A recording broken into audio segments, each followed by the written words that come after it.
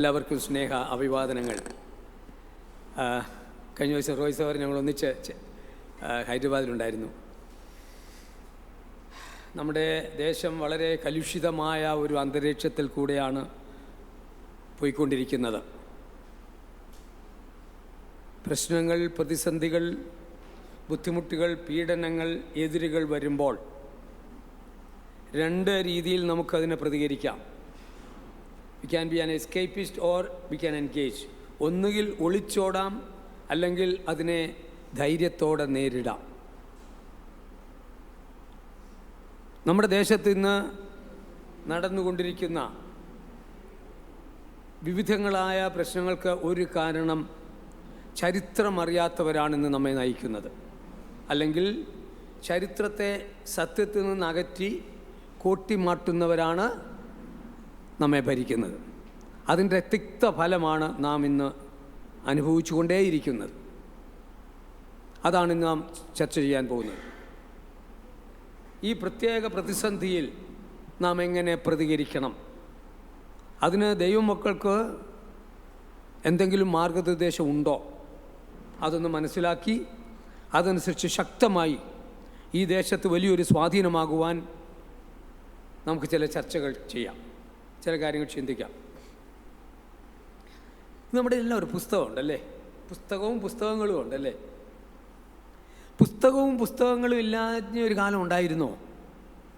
പറഞ്ഞോ, സംസാരിക്കില്ലേ? ഇതൊരു സെമിനാറല്ലേ? ഉണ്ടായിരുന്നു. ഉടുപ്പിട്ടിട്ടുണ്ട്. ഉടുപ്പില്ലാത്തൊരു കാലം ഉണ്ടായിരുന്നോ? പേപ്പറില്ലായിരുന്നു, കടലാസില്ലായിരുന്നു, സ്കൂളില്ലായിരുന്നു, കോളേജില്ലായിരുന്നു, യൂണിവേഴ്സിറ്റി ഇല്ലായിരുന്നു, പ്രിൻറ്റിംഗ് പ്രസ് ഇല്ലായിരുന്നു, അല്ലേ? വണ്ടിയില്ലായിരുന്നു. ഇങ്ങനൊരു കാലം ഉണ്ടായിരുന്നല്ലേ? ഇതൊക്കെ ആരാ സൃഷ്ടിച്ചത്? ഇതാരാ ഇതൊക്കെ കൊണ്ടുവന്നേ? ആരാ? കഴിഞ്ഞ 10 വർഷമായിട്ടാണ് ഇവിടെ ഇതെല്ലാം ഉണ്ടായത് ഇന്ത്യയിൽ, അല്ലേ? ഇല്ലയോ? അങ്ങനെയല്ലേ ഇപ്പോൾ പറഞ്ഞു പാടുന്നത് എല്ലാവരും? അത് മനുഷ്യനങ്ങ് വിശ്വസിച്ചോളുക. ഇന്ന് ഭാരതം എന്ന് പറയുന്നത് കഴിഞ്ഞ 10 വർഷമായി ഭരിക്കുന്നവരാണ് ഭാരതത്തെ സൃഷ്ടിച്ചത്. ശരിയാണ്. ബാക്കിയുള്ളവരെല്ലാം ഭാരതത്തെ അങ്ങ് നശിപ്പിക്കുവാനും ചെയ്തു. നിങ്ങളൊന്നും പേടിക്കണ്ട, നമ്മൾ വിശദമായിട്ട് ചർച്ച ചെയ്യാൻ പോവുക. ഇത് നാം കാര്യം മനസ്സിലാക്കിയാൽ മതിയാകും. സത്യം നാം മനസ്സിലാക്കും. കർത്താവ് എന്താ പറയുന്നത്? സത്യം നിങ്ങൾ അറിയും, സത്യം നിങ്ങളെ സ്വതന്ത്രരാക്കും. ഇത് സ്വാതന്ത്ര്യം ഇന്ന് അടിമകളാണ്, ആശയത്തിൻ്റെ അടിമകൾ, അല്ലേ? ആശയത്തിൻ്റെ ചരിത്രബോധമില്ലായ്മ, അതിൻ്റെ പരിണിത ഫലമാണ് ഇന്ന് അനുഭവിക്കുന്നത്.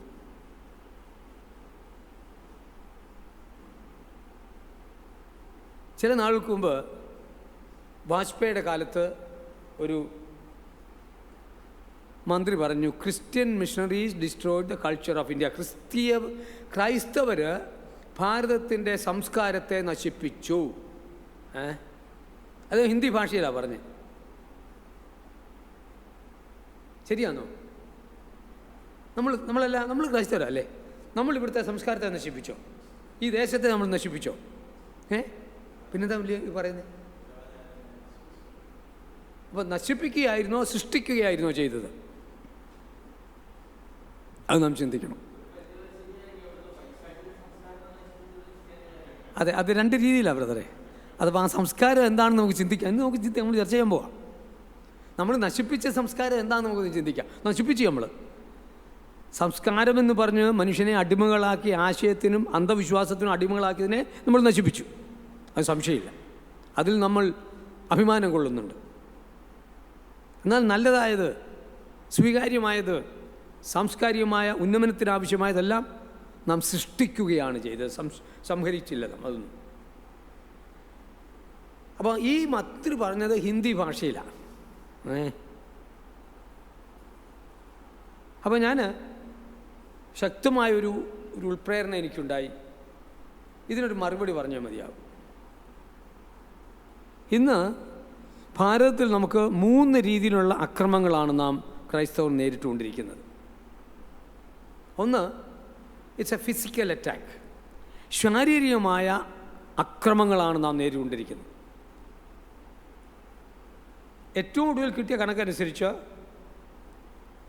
ഒരു ദിവസം 5 അക്രമങ്ങൾ മിനിമം നടക്കുന്നുണ്ട്. ആർക്കെതിരായിട്ട്? ക്രിസ്തു മക്കൾക്കെതിരായിട്ട്, ബൈബിൾ പ്രവർത്തകർക്കെതിരായിട്ട്. എന്താ കാരണം? നമ്മളൊരു ബൈബിൾ ഒരാൾക്ക് കൊടുത്തു, ഒരു ലഘുലേഖ കൊടുത്തു, ഒരു വീട്ടിൽ ഒന്നിച്ചുകൂടി ഒന്ന് പ്രാർത്ഥിച്ചു. ഇപ്പോൾ ഇത് ഉത്തർപ്രദേശത്തായിരുന്നുവെങ്കിൽ, ഛത്തീസ്ഗഡിലായിരുന്നുവെങ്കിൽ ഒരു 10-20 പേരിങ്ങോട്ട് വരും, ശൂലവുമായിട്ട് വരും, ഒട്ടുകത്തിയുമായിട്ടും വരും. നമ്മളെ അടിച്ചൊതുക്കിയിട്ട് അവർ പോലീസിനെ വിളിക്കും. പോലീസിനെ വിളിച്ചിട്ട് പോലീസ് വന്ന് നമ്മളെ അറസ്റ്റ് ചെയ്തുകൊണ്ട് പോകും, ജയിലിലിടും. ബെയിലും ഇല്ല, ട്രയലും ഇല്ല, ഒന്നുമില്ല. ഇതാണ് ഇന്ത്യയിൽ നടക്കുന്നത്.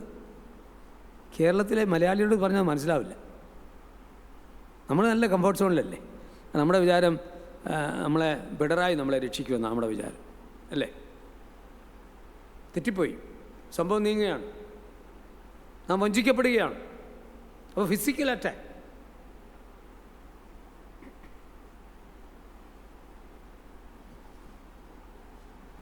ഞാൻ കൂടുതൽ സംസാരിക്കുന്നതിനേക്കാൾ നല്ലത് ഞാനൊരു കാര്യം കാണിക്കാം നിങ്ങളെ.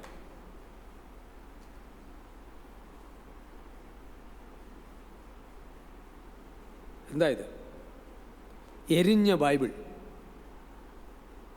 2023 24 മാസം മുമ്പ് മെയ് 3 2023 മെയ് 3 ഇംഫാൽ സിറ്റിയിലുള്ള നമ്മുടെ ഒരു സഭാ ഹാളിൽ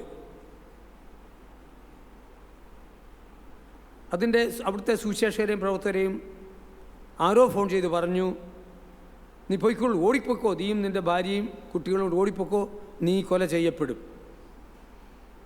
യുവാവാണ്. അദ്ദേഹം തന്നെ 5 വർഷം മുമ്പ് ഒരു ഒരു മതഭീകര സംഘടനയുടെ സജീവ അംഗമായിരുന്നു. അദ്ദേഹം ക്രിസ്ത്യാനികളെ ഉപദ്രവിച്ച ആളാണ്. എന്നാൽ ആരോ അദ്ദേഹത്തിന് ഒരു ബൈബിൾ കൊടുത്തു. അങ്ങനെ താൻ രക്ഷിക്കപ്പെട്ടു. താൻ സഭാപ്രവർത്തനം തുടങ്ങി. താനൊരു മെയ്തൈ ട്രൈബലും തൻ്റെ ഭാര്യ ഒരു കുക്കിയുമാണ്. അവർ ചെറിയൊരു സഭ തുടങ്ങി. നല്ലപോലെ ആൾ കൂടി. അനേക മെയ്ത്തികളും ഒക്കെ വിശ്വാസത്തിലേക്ക് വന്നു. ഇംഫാൽ സിറ്റിയിലാണ്. അപ്പോൾ രാത്രി 12 ആയപ്പോൾ അവർ ഓടി. അടുത്ത് ചുറ്റും മണിപ്പൂരിൽ ഇംഫാലിൽ അത് കാടാണ്, കാട്ടിലേക്ക് അവർ ഓടിപ്പോയി. രാത്രി ഒരു 2 മണിയായപ്പോൾ ഒരു ട്രക്ക് വന്നിട്ട് ആ സഭാ ഹാളിലെ എല്ലാ സാധനങ്ങളും അവർ എടുക്കാവുന്ന എല്ലാം എടുത്തുകൊണ്ട് പോയി. രാത്രി 3 മണിയായപ്പോൾ ഒരു ട്രക്കിൽ കുറച്ച് ഗ്യാസ് സിലിണ്ടേഴ്സ് കൊണ്ടുവന്നു. പൊട്ടിച്ച് തകർത്ത് ആ സഭാ ഹാൾ എല്ലാം കത്തി നശിപ്പിച്ചു. അങ്ങനെ മെയ് 3 മെയ് 4 ഇടയിൽ 249 സഭാ ഹാളുകൾ, പള്ളികൾ, നമ്മുടെ സ്കൂളുകൾ ഇംഫാൽ സിറ്റിയിലേത് കത്തി നശിപ്പിച്ചു, ബുൾഡോസ് ചെയ്തു. 36 മണിക്കൂറിനുള്ളിൽ മെയ്തൈ വർഗക്കാരുടെ സഭാ ഹാളുകൾ കത്തി നശിപ്പിച്ചു. തുടർന്നുള്ള കലാപത്തിൽ 800ഓളം ക്രിസ്ത്യാനികളെ, വിശ്വാസികളെ കൊല ചെയ്യപ്പെട്ടു. ഇതാരും പറയത്തില്ല ഈ കഥ. ആർക്കെങ്കിലും അറിയാവോ ഇത്?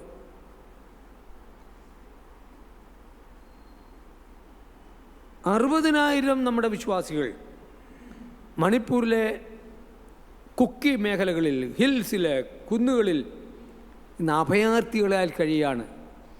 ഒരു മനുഷ്യനും താമസിക്കാനൊക്കാത്ത രീതിയിലുള്ള വെറും ഷാൻഡീസ്, വെറും എന്താ തുണി വലിച്ചുകൊണ്ടിട്ടുള്ള കൂടാരങ്ങളിൽ കിടക്കുകയാണ്. 60,000 പേര്. 23 മാസം, അടുത്ത ആഴ്ചയിൽ 24 മാസമാകുകയാണ്. 2 വർഷമായിട്ട് 60,000 പേര്, കൊച്ചു കുഞ്ഞുങ്ങൾ ഉൾപ്പെടെ, പ്രായമായവരുൾപ്പെടെ, 90-95 വയസ്സുൾപ്പെടെ 60,000 പേര്. ഒന്ന് ഓർത്ത് നോക്കുക. സ്വന്തം രാജ്യത്ത് അഭയാർത്ഥികളാകാം. ഞാൻ ഓർത്ത് നോക്കുക. ഒരു ദിവസം രാത്രിയിൽ ഇവിടേക്ക് ആൾക്കാർ വരുന്നു. ആരും രക്ഷയെ നമ്മൾ ഓടിപ്പോയി അവിടെ FSCTയുടെ ഗോഡൗണിൽ നമുക്ക് താമസിക്കാൻ കിട്ടും സൗകര്യം. നോർത്ത് നോക്കുക. നിങ്ങൾ ചിന്തിക്കുക. നമ്മൾ ഇന്നലെ എയർ കണ്ടീഷൻ റൂമിലായിരുന്നു ഇരിക്കുന്നത്. ഇതിന്ന് ഭാരതത്തിൽ നടക്കുകയാണ്. നമ്മുടെ സ്ത്രീകളെ, വിശ്വാസികളെ, ഗർഭിണികളെ കൊല വിളിച്ചു. നമ്മുടെ യുവതി യുവാക്കന്മാരെ തല വേലിയിൽ വെച്ചിട്ട്, മതിലിൽ വെച്ചിട്ട് അതിൻ്റെ ഫോട്ടോ എടുത്തയച്ചു. ഞാൻ വെറുതെ പറഞ്ഞിരുന്നില്ല, എല്ലാ തെളിവുകളുമുണ്ട്. ഒരു ദിവസം ഈ കലാപത്തിനിടെ നമ്മുടെ ഒരു സഹോദരി പിന്നെ അവരെ എന്തോ അടിച്ചു കൊല്ലാറായി. അപ്പോൾ ഒരു മകൻ വളരെ കൂടി മരണത്തിലേക്ക് അടുത്തു. ഒരു ഹോസ്പിറ്റലിൽ പോകാൻ ഒക്കത്തില്ല എന്ന് പറഞ്ഞു. ചുറ്റും കലാപക്കാരിങ്ങനെ ചുറ്റുമാണ്. അപ്പോൾ ആംബുലൻസിൽ വിട്ടാൽ കുഴപ്പമില്ല എന്ന് വിചാരിച്ചിട്ട് അവരൊരു ആംബുലൻസ് കയറ്റിയിട്ട് ആ സഹോദരിയെയും ആ കുഞ്ഞിനെയും കൂടെ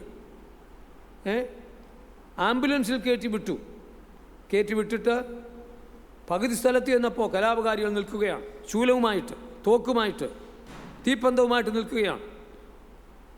അവരെന്താ ചെയ്തതെന്നറിയാമോ? ഇത് ഇന്ത്യയിൽ സംഭവിച്ചാണ്, മണിപ്പൂരിൽ സംഭവിച്ചാണ്. അവർ ആംബുലൻസ് ഉൾപ്പെടെ, ഡ്രൈവർ ഓടി രക്ഷപ്പെട്ടു, ആംബുലൻസ് ഉൾപ്പെടെ അവർ കത്തിച്ചു. ഇതാണ് ഇന്ത്യ. ഇറ്റ്സ് എ ബാറ്റിൽ. ഇതാണ് ഇന്ത്യ.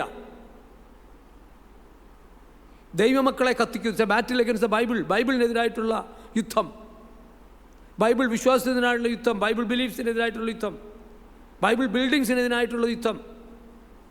ഇതാണ് ഇന്ന് ഭാരതത്തിൽ അരങ്ങേറിക്കൊണ്ടിരിക്കുന്നത്. Physical attack. ഛത്തീസ്ഗഡിൽ നമ്മുടെ ആദിവാസികൾ ധാരാളം വിശ്വാസികളുണ്ട്. അവരുടെ വീടുകളെല്ലാം നശിപ്പിക്കുകയാണ്. അവരുടെ വീട്ടിൽ പ്രാർത്ഥനയ്ക്ക് കൂടാൻ അനുവദിക്കുന്നില്ല. നോർത്ത് നോക്ക്, സോഷ്യൽ ബോയ്ക്കോട്ടാണ്. കടക്കാരോട് പറഞ്ഞിരിക്കുകയാണ്, ക്രിസ്ത്യാനിക്ക് അരി കൊടുക്കരുത്. ഇത് ഇന്ത്യയാണ്. ക്രിസ്ത്യാനികൾക്ക് അരി കൊടുക്കരുത്, ആഹാര സാധനങ്ങൾ കൊടുക്കരുത്. പബ്ലിക്, നമ്മുടെ ഇവിടുത്തെ കൂട്ടുന്നല്ല, പബ്ലിക് വെല്ലിലാണ് ആൾക്കാരെല്ലാം 2 or 3 പബ്ലിക് കിണറുകൾ കാണും. ഈ കിണറിൽ നിന്ന് ക്രിസ്ത്യാനിക്ക് വെള്ളം കൊടുക്കരുത്, ക്രിസ്ത്യാനിക്ക് ജോലി കൊടുക്കരുത്. അതുമാത്രമല്ല, ക്രിസ്ത്യാനിയുടെ വയലുകളെല്ലാം പാകമായി കഴിയുമ്പോൾ ഇവർ 10-20 പേരങ്ങോട്ട് ചെന്ന് അറുത്തെടുത്ത് നെല്ലും കൊണ്ട് പോവുകയാണ്. ഒരു പോലീസിന് സഹായത്തിനില്ല.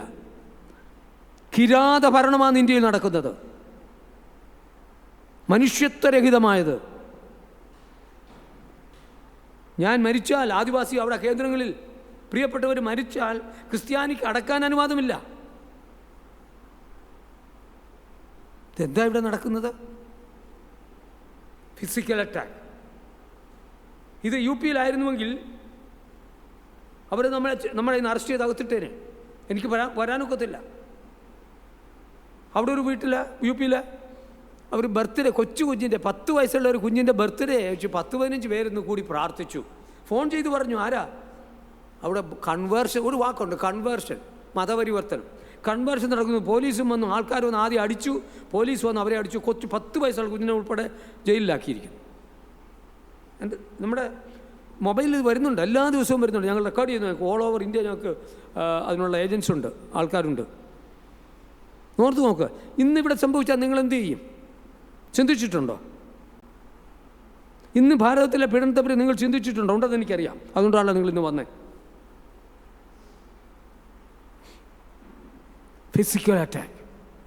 നമ്മുടെ പെൺകുട്ടികളെ ബലാത്സംഗം ചെയ്യുകയാണ്. ക്രിസ്ത്യാനി ആയതുകൊണ്ട് അവൻ്റെ പള്ളികൾ തകർക്കുകയാണ്. അവൻ ആരാധിക്കാൻ അവകാശമില്ല, സ്വാതന്ത്ര്യമില്ല. ഇവിടുത്തെ സകല കുന്നുകളും മലകളും മരച്ചുവടുകളും ആരാധനാലയങ്ങളായി മാറുകയാണ്. കോടികളാണ്, ലക്ഷങ്ങളാണ്, ലക്ഷങ്ങൾ ആരാധനാലയം. ഏത് മരവും ഏത് പാറയും ആരാധനാലയമാക്കാൻ ആർക്കും ഒരു കുഴപ്പമില്ല. ആർക്കും എവിടെയും സ്വാതന്ത്ര്യമുണ്ട്. യേശുക്രിസ്തുവിൻ്റെ കാര്യം പറഞ്ഞാൽ, യേശുക്രിസ്തുവിൻ്റെ സുവിശേഷം പറഞ്ഞാൽ അവനെ കൊല്ലുക, അറസ്റ്റ് ചെയ്ത് അകത്തിടുക. ജോസ് പാപ്പച്ചൻ ആൻഡ് ഷീജ എൻ്റെ വീട്ടുകാരനാണ്, മൈലപ്പുറക്കാരാ. അവർ UP കർത്താവിൻ്റെ വേല ചെയ്ത് ബീഹാറിൽ വെച്ച് ഒരു അടി കൊണ്ട് തകർന്നതാണ്. UP പോയി. യുവതീ യുവാക്കന്മാരാണ്. അവരെ വിളിച്ച് ജയിലിലിട്ട്. എന്താ, ഒരു സ്ഥലത്ത് അവർ വില്ലേജിൽ ട്രാക്റ്റ് കൊടുത്തുകൊണ്ടിരിക്കുമ്പോഴാണ്. പിന്നെ അവരുടെ വീട്ടിൽ അവർ ചെറിയൊരു ബൈബിൾ ക്ലാസ് ഉണ്ടായിരുന്നു. നീ കൺവേർട്ട് ചെയ്തു, അകത്തിട്ടു. 9 മാസം ഇട്ടു. അത് കഴിഞ്ഞ് വെളിയിൽ വന്നു. പിന്നെ അന്നേരം മലപ്രായലിൻ്റെ വീട്ടിൽ വന്നിരുന്നു. ശേഷം 1 മാസം കഴിഞ്ഞു പിന്നെ അറസ്റ്റ് ചെയ്ത് അകത്തിട്ടു. 5 വർഷത്തേക്ക്. എന്താ തെറ്റ്? 5 വർഷത്തേക്കാണ്. യേശുക്രിസ്തുവിനെ പറ്റി പറഞ്ഞതുകൊണ്ട് 5 വർഷത്തേക്ക് ജയിലിടുക. ബെയിലുമില്ല, ട്രയലുമില്ല. അവസാനം വലിയ അധ്വാനം ചെയ്ത് ധാരാളം പൈസ മുടക്കി ഒരു മജിസ്ട്രേറ്റിന് ദയ തോന്നി ഇപ്പോൾ ബെയിലില്ല. അതുപോലെ 800 പേരെയാണ് ജയിലിലിട്ടിരിക്കുന്നത്. കുഞ്ഞുങ്ങൾ ഉൾപ്പെടെ, 10 വയസ്സ് സ്ത്രീകൾ ഉൾപ്പെടെ. ഇതെന്താ, ബനാന റിപ്പബ്ലിക്കാണോ ഇത്? ഞാനതിലേക്ക് വരികയാണ്. ഫിസിക്കൽ അറ്റാക്ക് നാം ഓർത്തു നോക്കണം. അത് നമ്മുടെ കടമ എന്താ? 2 ഫൈനാൻഷ്യൽ അറ്റാക്ക്. സാമ്പത്തികമായ നമ്മുടെ എല്ലാ സ്രോതസ്സുകളെയും അടയ്ക്കുകയാണ്. 44,000 ശ്രദ്ധിക്കുക, 44,000 FCRA, അതായത് വിദേശത്ത് നിന്ന് പണം കൊണ്ടുപോകാനുള്ള ലൈസൻസ് ഇവിടെ വേണം. 44,000 ലൈസൻസുകൾ ക്രിസ്ത്യാനികളുടേത് അടച്ചു. ഒരു പൈസ വിദേശത്ത് കൊണ്ടുവരാൻ ഒക്കത്തില്ല. എന്നാൽ വിദേശത്ത് പോയി ഇന്ത്യക്കാർ അമേരിക്കയിലൊക്കെ താമസിച്ച് അവർ ക്രിസ്ത്യാനികൾക്കെതിരായിട്ട് അവിടെ പൈസ റൈസ് ചെയ്ത് ഇഷ്ടം പോലെ ഇങ്ങോട്ട് കൊണ്ടുവരാം, ഇഷ്ടം പോലെ. ഇത് അവസാനിപ്പിച്ചേ മതിയാവും. ഇതിനെതിരായിട്ട് നാം പ്രതികരിച്ചേ മതിയാവും. നാം ഇവിടുന്ന് ഹല്ലേലൂയ പറഞ്ഞിട്ടാ പോരാ, പറയണം, നമ്മൾ പ്രതികരിക്കണം, പ്രാർത്ഥിക്കണം, കരയണം. അതിലേക്ക് വരിക. അപ്പോൾ ഫൈനാൻഷ്യൽ റിസോഴ്സസ്, നമ്മുടെ സ്ഥാപനങ്ങളെല്ലാം ED ആണ്. എത്രയോ സ്ഥാപനങ്ങൾ വെറുതെ കയറുകയാണ്. ഇൻകം ടാക്സും EDയും അതും ഇതുമെല്ലാം കയറുക. ഫൈനാൻഷ്യൽ ക്രഞ്ച്, സാമ്പത്തികമായ ഉപരോധമാണ് നമുക്കെതിരായിട്ട്. 3 ഇൻ്റലക്ച്വൽ അറ്റാക്ക്, ബൗദ്ധികമായ അക്രമങ്ങൾ നമ്മുടെ മേൽ. എന്താ ബൗദ്ധികം? 3 രീതി.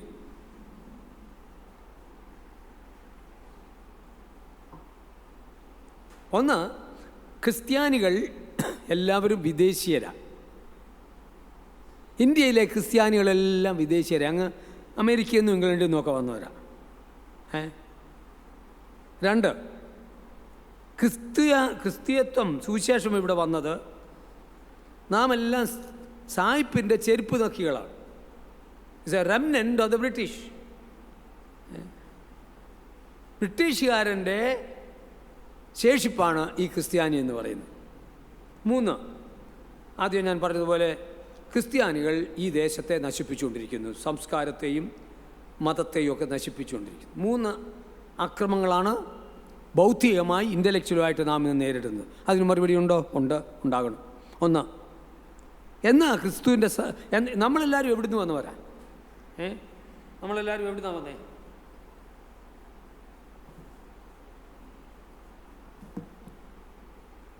ഇന്ത്യക്കാരെല്ലാം എവിടുന്നാണ് വന്നത്? ലോകത്തിലെല്ലാവരും എവിടുന്നാണ് വന്നത്? പറഞ്ഞു കുഴപ്പമില്ല. എല്ലാവരും എവിടുന്നാണ് വന്നത്? ലോകത്തിലെല്ലാവരും ചിതറപ്പെട്ടത് എവിടുന്നാണ്? പറഞ്ഞു, ഇതുകൊണ്ട് പറഞ്ഞു, ശരിയാ പറഞ്ഞു, കറക്റ്റ്. അരാരാത് മൗണ്ടനിൽ നിന്നല്ലേ? നോഹയുടെ ആദവും അത് കഴിഞ്ഞിട്ട് മഹാജലപ്രളയം, അതോടുകൂടി 8 പേരല്ലേ ഉള്ളൂ ലോകത്തിൽ. ജലപ്രളയത്തിന് മുമ്പുണ്ടായിരുന്ന ലോകം കംപ്ലീറ്റ് നശിച്ചു. വെള്ളത്താൽ സകലവും നശിച്ചു. അരാരാത് മൗണ്ടനിൽ, അരാരാത് പർവ്വതനിരകളിൽ, കിഴക്കേ ടർക്കിയുടെ മുകളിലാണ്. ആ ഭാഗത്ത് ഞാൻ പോയിട്ടുണ്ട്. ടർക്കിയുടെ അവിടെയാണ്. അവിടെ ആ ബോട്ട് അവിടെ അടിയുകയാണ്. ആ 8 പേരിൽ നിന്നാണ് ഷേം, ഹാം, യാഫേത്തിൻ്റെ മക്കളാണ് എല്ലാവരും, അല്ലേ? അപ്പോൾ ലോകത്തിലെ ഇന്ന് 810 കോടി ജനങ്ങളുണ്ട്. ഇന്ത്യയിൽ 145 കോടി ജനങ്ങളുണ്ട്. എല്ലാം എവിടുന്നാണ് വന്നേ? എവിടുന്നാണ് വന്ന് പറ? അരാരാത് മൗണ്ടൻ അല്ലേ? ടർക്കി. അവിടെ നിന്ന് നമ്മളെല്ലാവരും വന്നു. കൈബർ പാസ് വഴി ലോകം മൊത്തം ചിതറിച്ചു. ധാരാളം പുസ്തകങ്ങൾ ഇവിടെ അവൈലബിളാണ്. ലിംഗ്വിസ്റ്റിക്സും ഭാഷാശാസ്ത്രവും നരവംശാസ്ത്രവും എല്ലാം പഠിച്ചാൽ, ചരിത്രം പഠിച്ചാൽ അതിന് വ്യക്തമായ തെളിവുകൾ നമുക്കുണ്ട്. നാം എല്ലാവരും വന്നത് അരാരാത് മൗണ്ടനിൽ നിന്ന് ഷേം, ഹാം, യാഫേത്തിൻ്റെ മക്കളാണ്. എവിടെയാണ് എഴുതിയിരിക്കുന്നത്? എവിടെയാണ് ഇരിക്കുന്നത്? ഇല്ലേ? ഇതിലുണ്ട്. ഉൽപ്പത്തി പുസ്തകം 10-11 വായിക്കുക. അതിനെപ്പറ്റി വിശദമായ പഠനങ്ങൾ നടന്നിട്ടുണ്ട്. ഉൽപ്പത്തി പുസ്തകം 10-11 അധ്യായങ്ങൾ കാണുന്ന ചരിത്രമാണ് ചരിത്രം എന്ന് പറയുന്നത്. ഇപ്പോൾ ലോകത്തിലെ ചരിത്രം എവിടെയാണ് കിട്ടുന്നത്?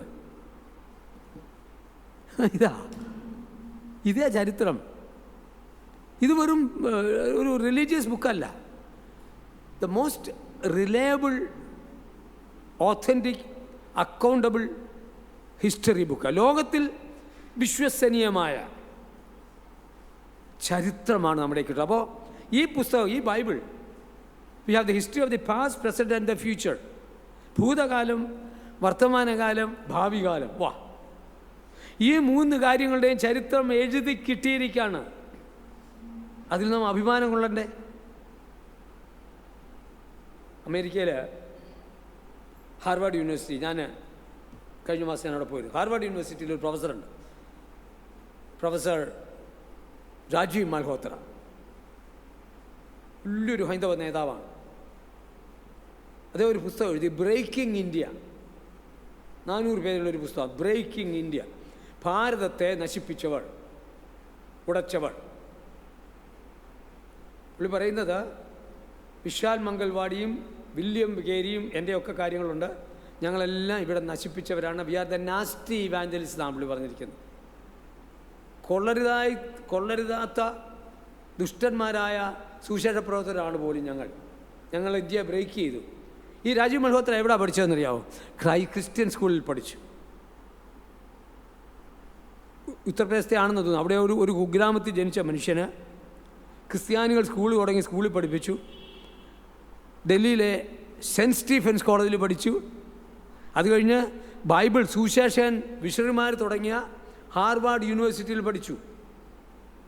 അവിടെ പ്രൊഫസറായി അറിയപ്പെടുന്ന ആളാണ്. ഞാൻ കഴിഞ്ഞ മാസം ഹാർവാർഡിൽ പോയത് അതിനു വേണ്ടി മാത്രമാണ്. എനിക്കതിൻ്റെ ഫോട്ടോ എടുക്കണമായിരുന്നു. ഹാർവാർഡ് യൂണിവേഴ്സിറ്റിയിൽ 1638 ജോൺ ഹാർവാർഡ് എന്ന് പറയുന്ന ഒരു മിഷണറി അവിടെ തുടങ്ങിയതാണ് ഹാർവാർഡ് യൂണിവേഴ്സിറ്റി. 1700 നേരെ അതിൻ്റെ ഓപ്പോസിറ്റിൽ, ആ മെയിൻ ഗേറ്റിന് നേരെ ഓപ്പോസിറ്റിൽ ഒരു ചർച്ചുണ്ട്. 1633 ചർച്ച് തുടങ്ങി. ഇവിടെ എന്താ സ്കൂളിൻ്റെ പേരെന്താ? മലയാളത്തിൽ സ്കൂളിൻ്റെ പേരെന്താ? പള്ളിക്കൂടം. എന്താ ഇതിൻ്റെ അർത്ഥം? പള്ളിയോട് ചേർന്ന കൂടമാണ്, പള്ളിയോട് ചേർന്നതാണ്. അപ്പോൾ സ്കൂൾ തന്നെ, വിദ്യാഭ്യാസം ലോകമെങ്ങും തുടങ്ങിയത് പള്ളിയോട് കൂടിയാണ്. യേശുക്രിസ്തുവിൻ്റെ സുവിശേഷത്തിന് വേണ്ടിയാണ്. ഞാൻ അവിടെ പോയോ, ഹാർവാർഡ് യൂണിവേഴ്സിറ്റിയുടെ അടിസ്ഥാന ശില ഞാൻ കണ്ടു, ഫൗണ്ടേഷൻ സ്റ്റോൺ കണ്ടു. അവിടെ എഴുതിയിരിക്കുന്നത് എന്താണെന്നറിയുമോ? For the glory of God and for the propagation of the gospel we establish this. ദൈവമഹത്വത്തിനായി, സുവിശേഷത്തിൻ്റെ പ്രചരണത്തിനായി ഞങ്ങൾ ഹാർവാർഡ് യൂണിവേഴ്സിറ്റി തുടങ്ങുന്നു. ജോൺ ഹാർവാർഡിൻ്റെ ഒരു വലിയ ഫോട്ടോ, അത് വലിയൊരു ബൈബിളാണ്.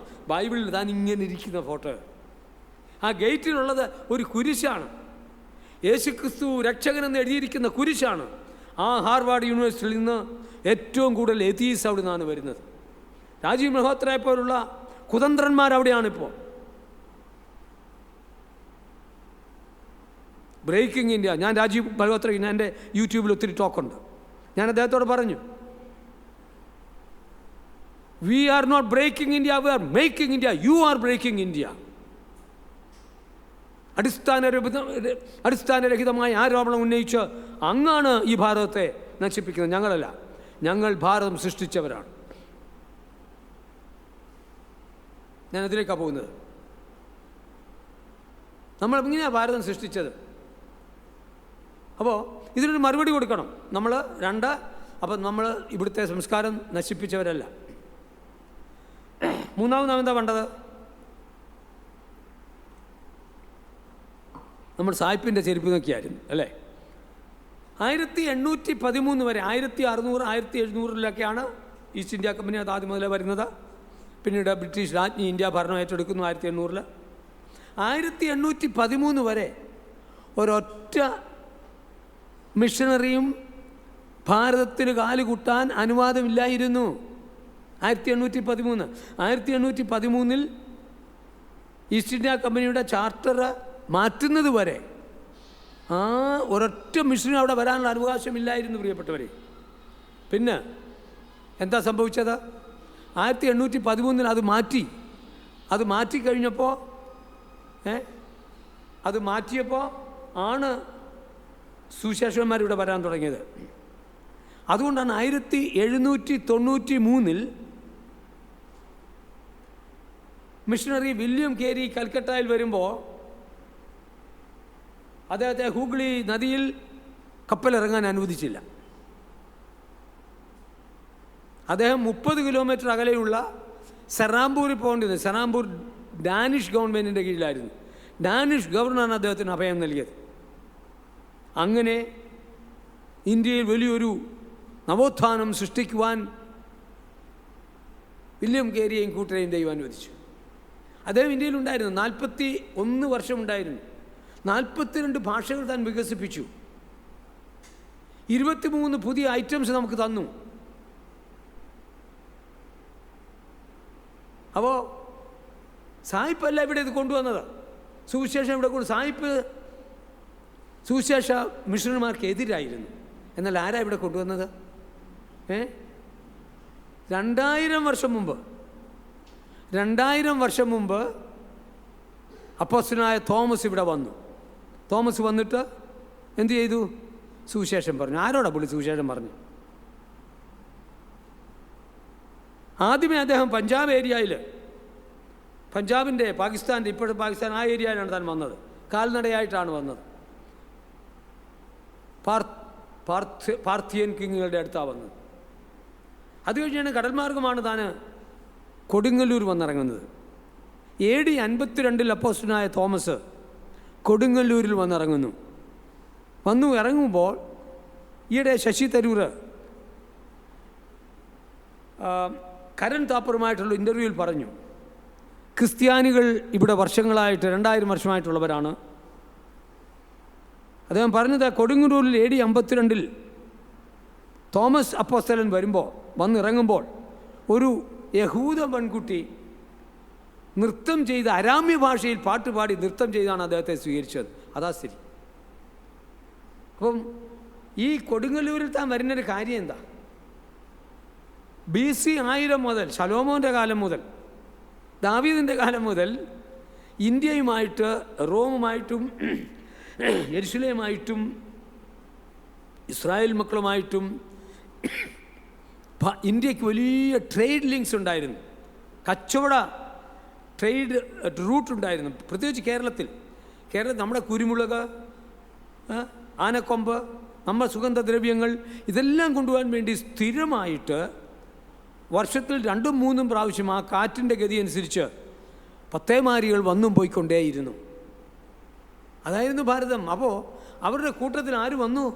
യഹൂദന്മാർ വന്നു. 1-2 ഒന്നുമല്ല, ലക്ഷക്കണക്കിന്. ഞാൻ പറയാം, ഞങ്ങൾക്കിപ്പോൾ ചരിത്രമുണ്ട്. ലക്ഷക്കണക്കിന് യഹൂദന്മാർ ഭാരതത്തിലുണ്ടായിരുന്നു.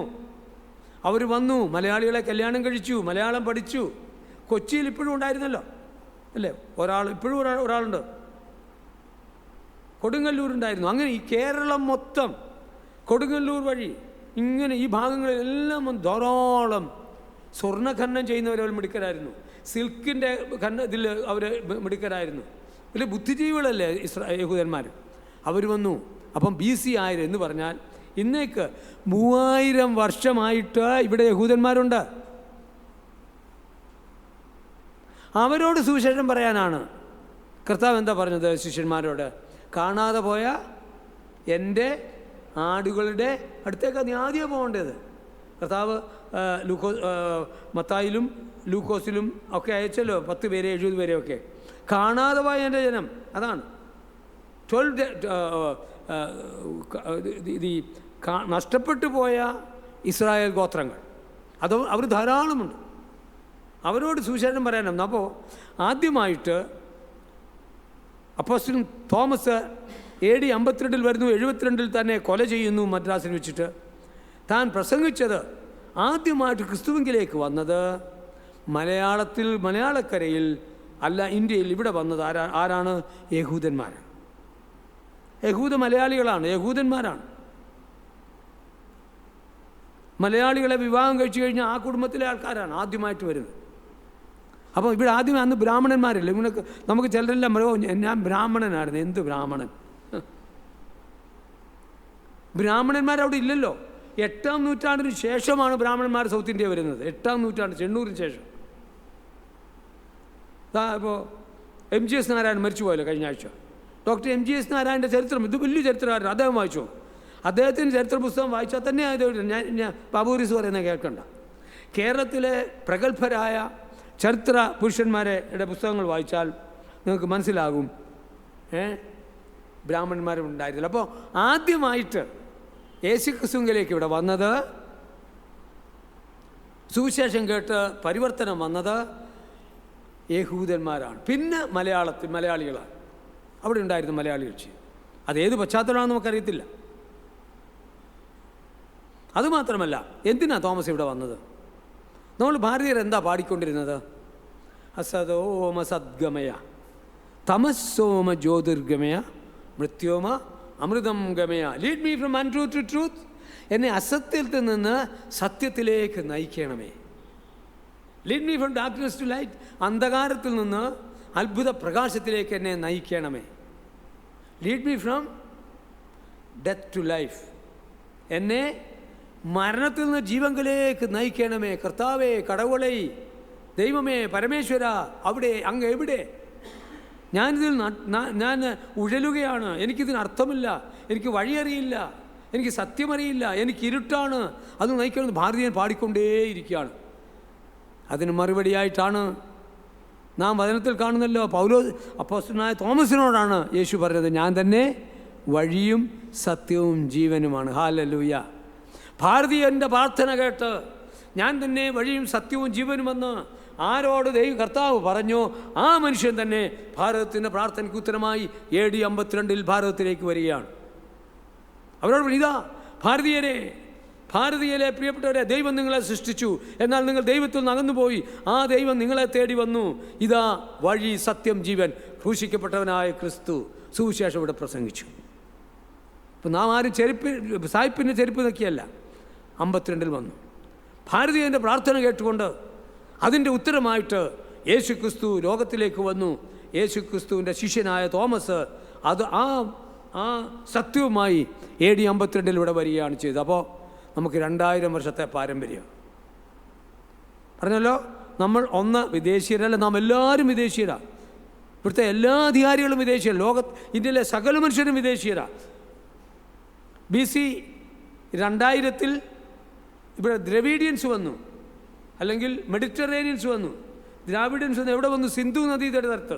സിന്ധു നദീതടമാണ് സിന്ധു.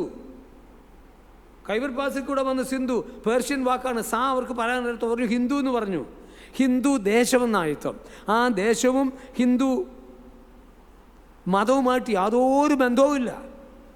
സിന്ധു നദികളുടെ തീരത്ത് താമസിച്ചവരെ സിന്ധുസ്ഥാനികളെന്ന് പറഞ്ഞു. അവരാരായിരുന്നു? ദ്രാവിഡന്മാരായിരുന്നു. അത് BC 2000 വരുന്നു. BC 1000 1500 ആയപ്പോൾ അനേകർ വന്നു. വേറൊരു കൂട്ടരാണ് ആര്യൻസ് എന്ന് പറയുന്നത്. അവർ വന്നു. അവർ കുറച്ചുകൂടെ മിടുക്കരായിരുന്നു. അവർ യുദ്ധം ചെയ്യാനും മിടുക്കരായിരുന്നു. ഭാഷ അറിയാവുന്നവരായിരുന്നു, ജ്ഞാനികളായിരുന്നു. അവർ ഈ മെഡിറ്ററേനിയൻ അതായത് ദ്രവിഡന്മാരെ അടിച്ചടിച്ച് ചോദിച്ചു. അവർ ഈ കാടുകളിലേക്ക് പോന്നു. ഇന്ന് സൗത്ത് ഇന്ത്യയിലേക്ക് പോന്നു. തെക്കോട്ട് വന്ന് യാത്ര ചെയ്തു. വർഷങ്ങളായി. ഐ എം ടോക്ക് അബൌട്ട് എത്ര വർഷമായി? BC 1500 കാര്യം ഞാൻ പറയുന്നത്. 3000 വർഷമായി അവരിങ്ങനെ യാത്ര ചെയ്ത് കാടുകളിൽ പോയി. നിങ്ങൾക്കറിയാമോ, ഛത്തീസ്ഗഡിൽ ഞാൻ പോകുന്നുണ്ട്. ഛത്തീസ്ഗഡിൽ 3 ഗോത്രവർഗ്ഗക്കാർ സംസാരിക്കുന്നത് ദ്രവീഡൻ ഭാഷയാണ്. അവിടെ നമ്മുടെ ബൈബിൾ ട്രാൻസ്ലേഷൻ നടക്കുകയാണ്. ഛത്തീസ്ഗഡിലെ, ജാർഖണ്ഡിലേത്, ആസാമിലെ പല ഭാഷകളും സംസാരിക്കുന്നത് ദ്രാവിഡ ഭാഷയാണ്. എൻ്റെ പഠനം ലിംഗ്വിസ്റ്റിക്സാണ്, ഭാഷാശാസ്ത്രമാണ്. അപ്പോൾ അതിൻ്റെ അർത്ഥം എന്താണ്? അപ്പോൾ ദ്രാവിഡന്മാരാണ് ഇവിടെ വന്നത് ആദ്യമേ. അവരെ ഇങ്ങോട്ട് ഓടിച്ചു. അത് കഴിഞ്ഞ് ആര്യന്മാർ വരുമ്പോൾ 20ലധികം ഗോത്രവർഗ്ഗങ്ങൾ ഇവിടെ വന്നു. എല്ലാം വിദേശത്തു നിന്നല്ലേ വന്നേ. ഇന്ന് ഭരിക്കുന്നവരെല്ലാം വിദേശത്തു നിന്നല്ലേ വന്നത്. ഇന്ത്യയിൽ നിന്ന് പോയെന്ന് പറഞ്ഞ് കെട്ടുകഥകൾ ഉണ്ടാക്കുകയാണ്. ഇന്ന് 2 വാക്കുകളാണ് ഇന്ത്യയെ നിർവചിക്കുന്നത്: ലൈ ആൻഡ് ഫിയർ. നുണയും ഭയവും. നുണയുടെ പേരിൽ ഇന്ന് ഭാരതത്തെ കെട്ടിപ്പടുക്കുവാൻ ശ്രമിക്കുകയാണ് പ്രിയപ്പെട്ടവരെ. നാം ഇത് തിരിച്ച് മനസ്സിലാക്കണം. അതുകൊണ്ടാണ് സത്യത്തിന് വേണ്ടി നാം നിൽക്കേണ്ടത്. അത് നുണയാണ്. 20ലധികം ഗോത്രങ്ങൾ ഇവിടെ വന്നു. എല്ലാവരും വിദേശീയരാണ്. ഞാൻ സാധാരണ പറയാം, റെപ്പറ്റീഷനായിരിക്കാം. ഇന്നത്തെ അധികാരികളെല്ലാം നമ്മളെല്ലാം കസിൻസാണ് അല്ലേ? ലോകത്തിലെ എല്ലാവരും നമ്മൾ കസിൻസാണ്. എല്ലാവരും ഷേം ഹാം യാഫേത്തിൻ്റെ കൊച്ചുമക്കളാണ് അല്ലേ? നമ്മളെല്ലാവരും. പിന്നത്തെ വിദേശീയർ, എല്ലാവരും വിദേശീയരല്ലേ? അപ്പോൾ ക്രിസ്ത്യാനികൾ മാത്രം വിദേശീയരെന്ന് പറയുന്നത് അടിസ്ഥാനരഹിതമായ ഒരു ആരോപണമാണ്. ഭാരതം, എങ്ങനെ ഈ ഭാരതം എന്ന് പേര് വന്നത്? കഴിഞ്ഞ 10 വർഷമാണ് നമ്മൾ ഉണ്ടാക്കിയതാണ് ഇവിടെ അസംബന്ധം. ഭരത് എന്ന് പറയുന്ന ഒരു ഗോത്രവർഗമായിരുന്നു. ഇവിടെ വന്ന 20ലധികം ഗോത്രവർഗങ്ങളിൽ ഒരു ഗോത്രവർഗമായിരുന്നു. ഞാനിത് വിശദമായൊരു പഠനം നടത്തിയിട്ടുണ്ട്. എൻ്റെ ഒറിജിനൽ 900 പേരുടെ ഒരു പുസ്തകമുണ്ട്, ലെറ്റ് ദെയർ ബി ഇന്ത്യ എന്ന് പറയുന്നത്. അതിൻ്റെ ഒരു ചെറിയ വേർഷനാണ് ഇത്. ആധുനിക ഭാരതം, ബൈബിളിൻ്റെ സൃഷ്ടി. അനിഷേധ്യമായ ചരിത്ര തെളിവുകൾ നിരത്തി വെച്ചുകൊണ്ട് ഞാൻ പ്രഖ്യാപിച്ചിരിക്കുകയാണ്, ഭാരതത്തെ ഭാരതമാക്കിയത്, അധീനവൽക്കരണം ചെയ്തത്. ആധുനിക ഭാരതം എന്ന് പറയുന്നത് ബൈബിൾ പ്രവർത്തകരുടെ സംഭാവനയാണ്, അവരുടെ ത്യാഗമാണ്, അവരുടെ രക്തമാണ്, അവരുടെ വിയർപ്പാണ്, അവരുടെ വേലയാണ്, അവരുടെ ജീവനാണ്. ഇന്ന് നാം കാണുന്ന ഏത് ആധുനികതയും ഇന്ത്യയിലേത് ബൈബിൾ പ്രവർത്തകരാണ് ചെയ്തത്. ഞാനതിലേക്ക് കടക്കുന്നത്, നമുക്ക് സമയമുണ്ട്. അപ്പം 3 ആരോപണങ്ങളെയും നാം നിഷേധിച്ചു കഴിഞ്ഞു. ഒന്ന്, നാം എല്ലാവരും വിദേശീയരാണ്, ക്രിസ്ത്യാനികൾ മാത്രം വിദേശീയരെന്ന് പറയുന്നതിൽ അർത്ഥമില്ല. 2, സായിപ്പിൻ്റെ ചെരുപ്പ് നിൽക്കലാണ് എന്ന് പറഞ്ഞ്, സായിപ്പല്ല, ബ്രിട്ടീഷുകാരനല്ല ഇവിടെ സുവിശേഷം കൊണ്ടുവന്നത്. 2000 വർഷം മുമ്പ് അപ്പോസ്തലനായ തോമസ് വന്നത്. അപ്പോൾ 2000 വർഷത്തെ അതിപ്രബലമായ പ്രഗത്ഭമായ പാരമ്പര്യം നമുക്കുണ്ട്. 3, നാം ഇവിടുത്തെ സംസ്കാരത്തെ നശിപ്പിച്ചോ? അതിലേക്ക് നാം വരികയാണ്. എന്തായിരുന്നു ഇവിടുത്തെ സംസ്കാരം? ഒരു കാര്യം പറഞ്ഞോട്ടെ, ഇന്ത്യ ഉണ്ടായിരുന്നില്ല. നമ്മളങ്ങ് 3500 4000 വർഷം 5000 വർഷം മഹത്തായ ആർഷഭാരതം. എന്ത് ഇന്ത്യ ഉണ്ടായിരുന്നില്ല? ഉണ്ടായിരുന്നോ? ഇല്ല. നമ്മൾ 567 നാട്ടുരാജ്യങ്ങളായിരുന്നു, അല്ലേ? 567. ഇത് തന്നെ എന്താ? ചേര, ചോള, മാണ്ഡ്യ, മലബാർ, തിരുവിതാംകൂർ, കൊച്ചി. അപ്പോൾ ഇന്ത്യ ആയിരുന്നു അത്. എവിടെ ഇന്ത്യ ഉണ്ടായിരുന്നേ? ഉണ്ടായിരുന്നു. മഹത്തായ ഭാരതം ഞങ്ങൾ കെട്ടിപ്പടുത്തു. എന്ത് കെട്ടിപ്പടുത്തു? ഇല്ല, ഇന്ത്യ ഉണ്ടായിരുന്നില്ല. ഈ ഇന്ത്യ ഉണ്ടായത് എന്താ? ബ്രിട്ടീഷുകാരുണ്ടായിരുന്നുകൊണ്ടാണ് പറ്റിയത്. ബ്രിട്ടീഷുകാരൻ 1947 വായിച്ചു നോക്ക്. 47 ഭരണഘടനയുടെ പ്രിയാമ്പിൾ വായിച്ചു നോക്ക്. ആ പ്രിയാമ്പിൾ എഴുതിയിട്ടുണ്ട്,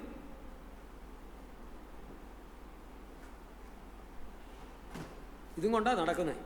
ഇത് ഇന്ത്യയുടെ ഭരണഘടനയാണ്. ഞാൻ വെറുതെ വായിൽ നിന്ന് സംസാരിക്കുകയല്ല. ഈ ഭരണഘടന ശരിയായിട്ട് ഞാൻ വായിച്ചിട്ടായി പറയുന്നു.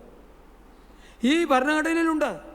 1947 നാം ഈ ഇന്ത്യയുടെ പേര് പോലും ഭാരതം അല്ലെങ്കിൽ ഇന്ത്യ എന്ന പേര് വന്നേ പറയുന്നത്.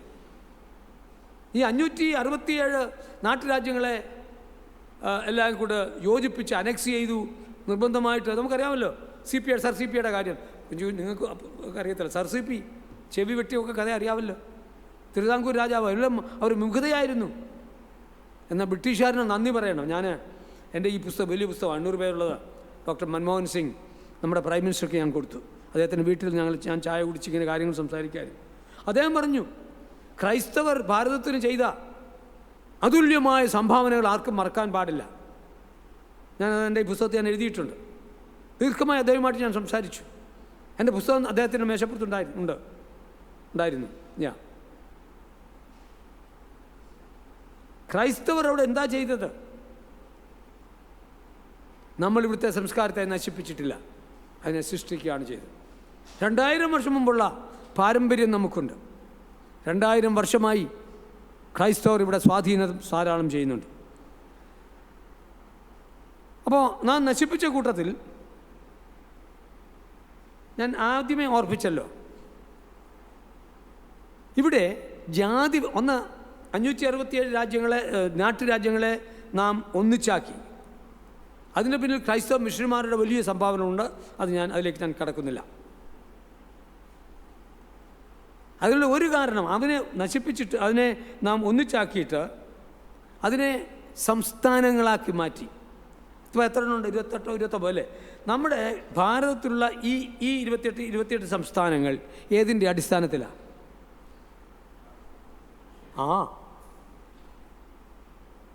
അത് ശ്രദ്ധിച്ചിട്ടുണ്ടോ? ഭാഷയുടെ അടിസ്ഥാനത്തിലാണ്. കേരളം മലയാളമാണ്, മലയാള നാടെന്നാണ് പറയും. മലയാളം പറയുന്നവർ മലയാളനാട്, തമിഴ് പറയുന്നത് തമിഴ്നാട്, കർണാടക പറയുന്നത് കന്നഡ നാട്, ഗുജറാത്തി പറയുന്നത് ഗുജറാത്ത്, അല്ലേ? മറാഠി പറയുന്നത് മഹാരാഷ്ട്ര. ശ്രദ്ധിച്ചോ?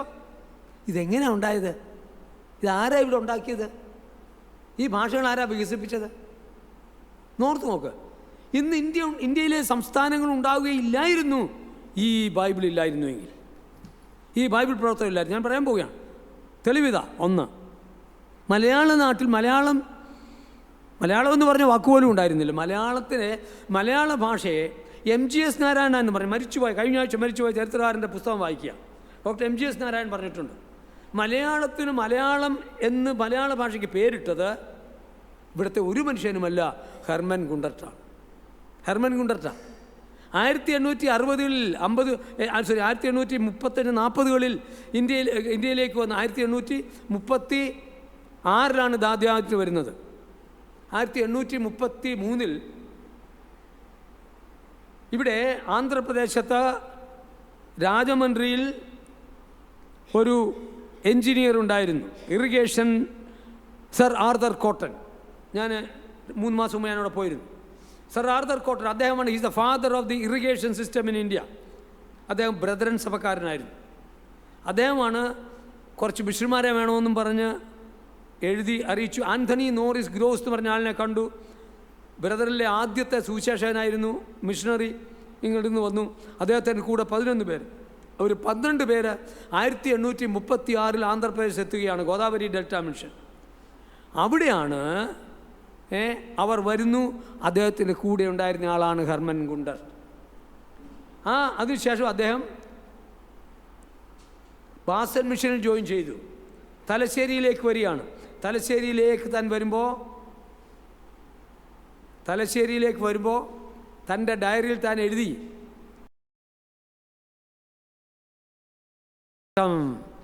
തലശ്ശേരിയിലേക്ക് മംഗലാപുരത്തു നിന്ന് താനിങ്ങനെ യാത്ര ചെയ്ത് വരുമ്പോൾ, തമിഴ്നാട്ടിൻ്റെ മറ്റേ ഭാഗങ്ങളിൽ താനിങ്ങനെ യാത്ര ചെയ്ത് വരുമ്പോൾ അതിമനോഹരമായ ഒരു പൂന്തോട്ടം കണ്ടു. ഏദൻ തോട്ടം പോലെ അതിമനോഹരമായ കേരളം കണ്ടു. പുള്ളി പറഞ്ഞു, ദൈവത്തിൻ്റെ പൂന്തോട്ടം. അതാണ് ഇന്ന് നമ്മുടെ tourism department God's own country എന്ന് പറഞ്ഞിരിക്കുന്നത്, ദൈവത്തിൻ്റെ സ്വന്തം നാടെന്ന് പറയും. എന്ത് സ്വന്തം! അപ്പോൾ അതിനും ആ വാക്കിനും നമ്മൾ നന്ദി പറയേണ്ടത് ക്രൈസ്തവ മിഷണറിയാണ്. രണ്ടാമത്, ഇവിടെ മലയാളം എന്ന് പറയുന്നില്ല. മലയാളത്തിന് 3 വാക്കുകൾ ഉപയോഗിച്ചുകൊണ്ടിരുന്നത്. മലയാഴ്മ, കേരള ഭാഷ, 3 വാക്കുകളായിരുന്നു ഉണ്ടായിരുന്നത്. മലയാളത്തിന് മലയാളം എന്ന് പേരിട്ടത് ഹെർമൻ ഗുണ്ടർട്ട. അദ്ദേഹം ഡിക്ഷണറികൾ നൽകി. അദ്ദേഹത്തിൻ്റെ 3 വോളിയം ഡിക്ഷണറിയാണ് ഇന്നും ഏറ്റവും അഭികാമ്യമായത്. MGS നാരായണൻ പറഞ്ഞു, എന്നും MGS നാരായണൻ്റെ വാക്കാണ്, എന്നും ഗുണ്ടർട്ടിൻ്റെ ഡിക്ഷണറി എൻ്റെ തലയിണയുടെ അടുത്തുണ്ടെന്ന് പറഞ്ഞു. സുകുമാർ അഴീക്കോട് പറഞ്ഞു, എൻ്റെ തലയുടെ ഇടത്തും വലത്തും 2 പുസ്തകങ്ങൾ, 1 ബൈബിള്, 2 ഹെർമൻ ഗുണ്ടർട്ടിൻ്റെ ഡിക്ഷണറി. ഭാഷാവിദഗ്ധനാണ് സുകുമാർ അഴീക്കോട്. ആരാണ് ഇന്നത്തെ മലയാളത്തിൻ്റെ പിതാവ്? നാം എല്ലാം പറയുന്നുണ്ട്. ആരാണ്? എഴുത്തച്ഛൻ. ശരി, എനിക്ക് വിരോധമില്ല, എഴുത്തച്ഛൻ. പക്ഷേ MGS നാരായണൻ പറഞ്ഞത് കേൾക്കണോ? അദ്ദേഹം പറഞ്ഞത് മലയാളത്തിൻ്റെ പിതാവ്, മലയാളത്തിൻ്റെ അച്ഛൻ എഴുത്തച്ഛനാണെന്ന് നാം പറഞ്ഞാലും മലയാളത്തിൻ്റെ വളർത്തച്ഛൻ ക്രൈസ്തവ മിഷണറി ആയിരുന്ന ഹെർമൻ ഗുണ്ടർട്ടാണ്. ഹല്ലേലൂയ! നിങ്ങൾ ആര് ഹല്ലേലൂയ പറയത്തില്ലെന്ന് എനിക്കറിയാം. നമുക്ക് പേടിയാ ഹല്ലേലൂയൊക്കെ പറയാൻ. ഒന്ന് പറയുന്നേ, എന്താ സംഭവിക്കും? ഹല്ലേലൂയ ദൈവത്തിന് സ്തോത്രം എന്നാ. ആവേശം കൊള്ളുക. ഈ ബൈബിൾ പ്രവർത്തകർ ചെയ്തപ്പോൾ ആവേശം കൊള്ളണം നമ്മൾ. We should be excited. നമ്മുടെ അടുത്ത തലമുറ അറിഞ്ഞിരിക്കണം, ഏത് പുസ്തകമാണ് നമ്മുടെ ഇരിക്കുന്നത്. ഇതിൻ്റെ മുന്നിൽ ത്യാഗം ചെയ്തവരെ നാം ഓർക്കണം. പ്രിയപ്പെട്ടവരെ, നന്ദി പറയണം ദൈവത്തിന്. എഴുത്തച്ഛൻ മലയാളത്തിൻ്റെ അച്ഛനെങ്കിൽ മലയാളത്തിൻ്റെ വളർച്ചച്ഛൻ ബൈബിൾ പ്രവർത്തകനായ ഹെർമൻ ഗുണ്ടർട്ടാണ്. ഞങ്ങൾ ഒരു ഹെർമൻ ഗുണ്ടർട്ട് ഫൗണ്ടേഷൻ തുടങ്ങി. മെയ് 24 ദൈവം അനുവദിച്ചാൽ കോഴിക്കോട്ട് വെച്ച് സാഹിത്യ ക്യാപിറ്റലായിരിക്കും, തലസ്ഥാനമായിരിക്കുന്ന കോഴിക്കോട്ട് വെച്ച് വലിയൊരു സമ്മേളനം ഞാൻ നാളെ അതിനുവേണ്ടി തിരുവനന്തപുരത്ത് പോവുകയാണ്. ഞങ്ങൾ എല്ലാം ക്രമീകരിച്ചു കഴിഞ്ഞു. നമ്മൾ 1,10,10,000 ഒരു അവാർഡ് ഒരാൾക്ക് കൊടുക്കാൻ പോവുകയാണ്. മലയാളത്തിലെ ഏറ്റവും വലിയ അവാർഡ് എഴുത്തച്ഛൻ പുരസ്കാരം 1,00,000 ഉള്ളൂ. എന്നാൽ ഹെർമൻ ഗുണ്ടർട്ട് പുരസ്കാരം 1,10,000 കൊടുക്കാൻ പോവുകയാണ്.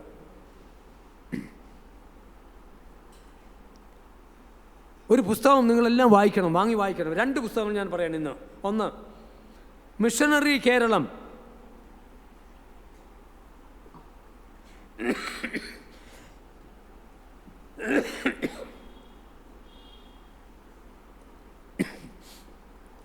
ഡോക്ടർ വള്ളിക്കാവ് മോഹൻദാസ്, വള്ളിക്കാവുകാരൻ, കൊല്ലത്തടുത്ത് വള്ളിക്കാവുകാരനാണ്. ഡോക്ടർ വള്ളിക്കാവ് മോഹൻദാസ് എഴുതിയ മിഷണറി കേരളം ഇവിടെ അവൈലബിളാണ്. നിങ്ങളത് വാങ്ങി വായിക്കണം. ഭാഷാ ഇൻസ്റ്റിറ്റ്യൂട്ടാണ്, കേരളത്തിലെ സർക്കാർ ഭാഷാ ഇൻസ്റ്റിറ്റ്യൂട്ടാണ് അത് പബ്ലിഷ് ചെയ്തിരിക്കുന്നത്. വായിക്കണം. അദ്ദേഹം അതിൽ അനിശ്ചിത്യമായ ചരിത്രത്തുള്ള നിരത്തി വെച്ചിരിക്കണം. അദ്ദേഹം പറയും, അദ്ദേഹം 2 PhD കാരനാണ്, ഭാഷാ ഇൻസ്റ്റിറ്റ്യൂട്ട് ഡയറക്ടറായിരുന്നു. ഇവിടുത്തെ ഒരു വലിയൊരു ചിന്തകനാണ്, പ്രഭാഷകനാണ്, പുസ്തകം എഴുത്തുകാരനാണ്. ഹെർമൻ ഗുട്ടറിൻ്റെ ആദ്യത്തെ പത്രമായ കേരളത്തിലെ ആദ്യത്തെ മലയാളത്തിലെ പത്രമായ രാജ്യസമാചാരത്തെപ്പറ്റി അദ്ദേഹം PhD, അതാണ്.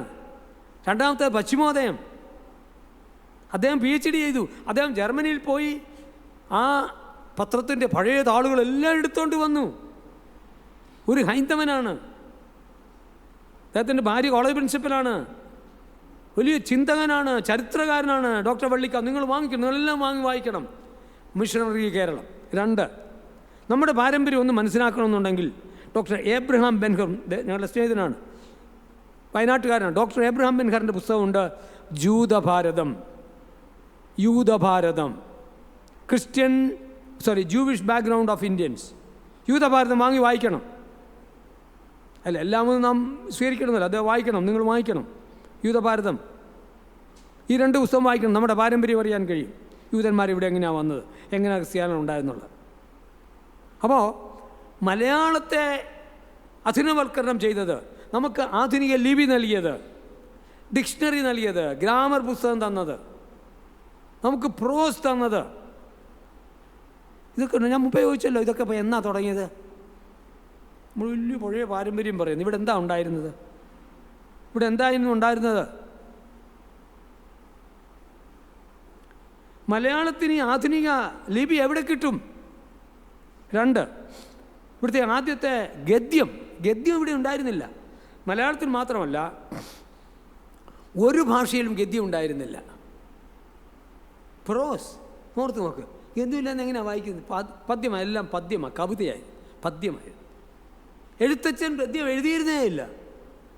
എഴുത്തച്ഛൻ്റെ മൊത്തം കവിതയല്ലേ, പാട്ടല്ലേ, അല്ലേ? അപ്പോൾ ഗദ്യം, ആദ്യത്തെ ഗദ്യം എന്ന് പറയുന്നത് 1811 മാവേലിക്കര റംബാൻ ബൈബിൾ, മാവേലിക്കരയിൽ നാം പ്രസിദ്ധീകരിച്ച റംബാൻ ബൈബിളാണ് 1811. 1806 ബ്രിട്ടീഷ് രാജ്ഞി ഇന്ത്യയിലെ ഫോർട്ട് വില്യം കോളേജിൽ ഉണ്ടായിരുന്ന ഡോക്ടർ ബുക്കാനോനോട് പറഞ്ഞു, അദ്ദേഹം ഫോർട്ട് വില്യം കോളേജിൻ്റെ കൽക്കട്ടയിലെ 1800 സ്ഥാപിതമായ ഫോർട്ട് വില്യം കോളേജിൻ്റെ വൈസ് ചാൻസലറായിരുന്ന ബുക്കാനോട് പറഞ്ഞു, ക്ലോറിസ് ബുക്കാനോട് പറഞ്ഞു, നീ കേരളത്തിലേക്ക് പോകണം. ഞാൻ കേട്ടു കേരളത്തിൽ ക്രിസ്ത്യാനികളുണ്ട് എന്ന്. കേരളത്തിൽ പോയി അദ്ദേഹം വന്നു, 1800 വന്നു. അന്ന് കേണൽ മൺറോയാണ് ഇവിടെ ഭരിച്ചുകൊണ്ടിരുന്നത്. കേണൽ മൺറോ നമ്മുടെ തിരുവിതാംകൂർ രാജ്ഞി അവർ ചേർന്നിട്ടാണ് ഇവിടെ ഭരിച്ചുകൊണ്ടിരുന്നത്. അപ്പോൾ കേണൽ മൺറോ ഇവിടെ വന്നു. തിരുവല്ലയിൽ, മാവേലിക്കര, ഈ ഭാഗങ്ങളിലെല്ലാം വന്നു. മാവേലിക്കര ചെന്നപ്പോൾ ദിവാനാസ്യോസ് തിരുമേനിയെ കാണുന്നു. തിരുമാനിയോസ് തിരുമേനി പറയുന്നു, ഞങ്ങൾക്ക് ബൈബിൾ വേണം. ജനങ്ങൾക്ക് ബൈബിളില്ല, ഞങ്ങൾക്ക് ആകെയുള്ളത് ഒരു സുറിയാനി ബൈബിളാണ്, അത് ദീർഘവർഷം ഒരൊറ്റ ബൈബിളേ ഉള്ളൂ എന്ന്. അപ്പോൾ അദ്ദേഹം പറഞ്ഞു, നിങ്ങൾ ട്രാൻസ്ലേറ്റ് ചെയ്തോളം പറഞ്ഞു. അപ്പോൾ തിമ്മാപ്പിള്ള എന്നൊരു തമിഴനും വേറെ 11 പേരും ചേർന്നിട്ട് അത് ട്രാൻസ്ലേറ്റ് ചെയ്തു. 1806 ട്രാൻസ്ലേഷൻ തുടങ്ങി. 1810 ട്രാൻസ്ലേഷൻ കഴിയുന്നു. ക്ലോഡിയസ് ബുക്കാനൻ പിന്നെയും ഇവിടെ വന്നിട്ട് ആ മാനുസ്ക്രിപ്റ്റും 4 പ്രിൻറ്റിങ് എക്സ്പേർട്സുമായിട്ട്, അച്ചുതിരത്തുവാൻ കഴിവുള്ള തിമ്മാപ്പിള്ളയുമായിട്ട് അദ്ദേഹം ബോംബെ കൊറിയർ പ്രസ്സിലേക്ക് പോകുന്നു. അവിടെ ചെന്നിട്ട് ഈ പുസ്തകം അടിച്ചിട്ട് ഇദ്ദേഹം തിരികെ 1000 കോപ്പിയുമായിട്ട് കേരളത്തിൽ വരികയാണ്. ഇന്ന് ലോകത്തിൽ 4 കോപ്പികളെ ഉണ്ടായിരുന്നുള്ളൂ. അതിൽ 5ാമത്തെ കോപ്പി ഞാൻ 2008 എൻ്റെ ഗവേഷണമെത്തിയ ഞാൻ തൃശ്ശൂരിൽ വെച്ച് എനിക്ക് കിട്ടി. അതിപ്പോൾ മൈലപ്രായിൽ ഞങ്ങളുടെ വീട്ടിൽ ഞങ്ങൾക്കൊരു ബൈബിൾ മ്യൂസിയമുണ്ട്, ജോർജ് കോഷിയുടെ വീട്ടിൽ. നിങ്ങൾക്ക് പോയാൽ നിങ്ങൾക്ക് കിട്ടും. 1811 ആദ്യത്തെ മലയാള പുസ്തകം, ആദ്യത്തെ ഗദ്യം, ഒരൊറ്റ പുസ്തകമേ ഉള്ളൂ. ഇവിടെ നമ്മുടെ തൃശ്ശൂർ കൽദയ ബിഷപ്പിൻ്റെ അടുത്ത് ഒരെണ്ണമുണ്ട്. റൈറ്റ്. ബൈബിൾ സൊസൈറ്റി പോലും ഒറിജിനൽ ഇല്ല, അവർ കോപ്പി എടുത്ത് വെച്ചിരിക്കുന്നത്. ബ്രിട്ടീഷ് ലൈബ്രറിയിൽ ഒരെണ്ണമുണ്ട്.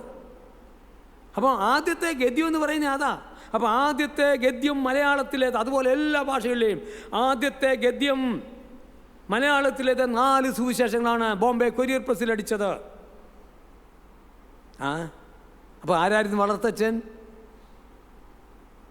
Hermann Gundert. Benjamin Bailey, Kottayam അക്ഷരനഗരി. അപ്പോൾ ഭാഷയ്ക്ക് ലിപി നൽകി, വ്യാകരണം നൽകി, നിഘണ്ടുക്കൾ നൽകി, ലിംഗ്വിസ്റ്റിക് ടൂൾസ്, ഭാഷാശാസ്ത്രം പഠിപ്പിക്കുന്നതിനുള്ള അനേക ഉപകരണങ്ങൾ നാം സൃഷ്ടിച്ചു. പ്രോസ് നൽകി, ഗദ്യം നൽകി, പിന്നെ നോവല്, ഡ്രാമ,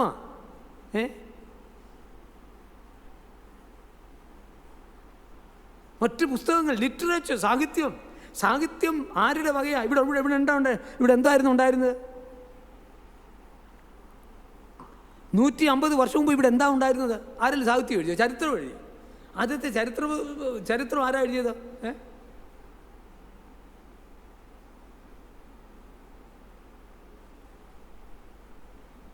ഹെർമൻ ഗുണ്ടർട്ട. പ്രഗത്ഭമായ ഒരു സെമിനാർ നടക്കുകയാണ്. Hermann Gundert. ഓർത്തു നോക്കുക. Benjamin Bailey. അതിനുശേഷം ഞാൻ അതിൻ്റെ അകത്ത് എഴുതിയിട്ടുണ്ട്. നിങ്ങൾക്ക് ആധുനിക ഭാരതം മലയാളത്തെ പറ്റി ഞാനൊരു 100 പേജ് എഴുതിയിട്ടുണ്ട്. നിങ്ങൾ ഓർത്തു നോക്കുക. നമുക്ക് പ്രോസിൽ, നമുക്ക് ഗദ്യമില്ല, നമുക്ക് വായിക്കാനൊന്നുമില്ല. ആരാ കൊണ്ടുവന്നത്? ഇന്നത്തെ മതനേതാക്കന്മാർ, ഇന്നത്തെ അധികാരികളോട് ഞാൻ ചോദിക്കട്ടെ, നിങ്ങൾക്ക് വല്ലതും ഉണ്ടായിരുന്നോ? ഒന്നുമില്ലല്ലോ. പിന്നെ പത്രങ്ങൾ ഇവിടെയുണ്ടോ? പത്രങ്ങൾ എങ്ങനെയാണ് വന്നത്? ഇവിടുത്തെ പ്രസ്, ആദ്യത്തെ പ്രസ് ഇവിടെ ആരാ കൊണ്ടുവരുന്നത്? പ്രിൻറ്റിങ് പ്രസ്സില്ലാതെ പത്രം ഉണ്ടാകുമോ? 1456 ഗുട്ടൻബർഗാണ് ജർമ്മനിയിൽ പ്രസ് തുടങ്ങുന്നത് ബൈബിൾ അടിക്കാൻ വേണ്ടി. 1556. കൃത്യം 100 വർഷത്തിന് ശേഷം, 1456, കൃത്യം 100 വർഷം 1556 ജെസ്വിറ്റ് കാത്തലിക് മിഷണറീസാണ് ഗോവായിൽ പ്രിൻറ്റിംഗ് പ്രസ് കൊണ്ടുവരുന്നത്. 1556 ആദ്യത്തെ പ്രിൻറ്റിംഗ് പ്രസ്. 1700 തെക്ക് തൈറങ്കൻപാടിയിൽ, ട്രാംഗോറാറിൽ, തമിഴ്നാട്ടിൽ സീഗൻ ബാൾഗ കൊണ്ടുവരുന്നു. പ്രൊട്ടസ്റ്റന്റ് മിഷണറിക്കാരൻ 1700 കൊണ്ടുവരുന്നു. 1800 ബ്രിട്ടീഷ് മിഷണറിയായ വില്യം കേരി കൽക്കട്ടയിൽ സെറാംപൂരിൽ കൊണ്ടുവരുന്നു.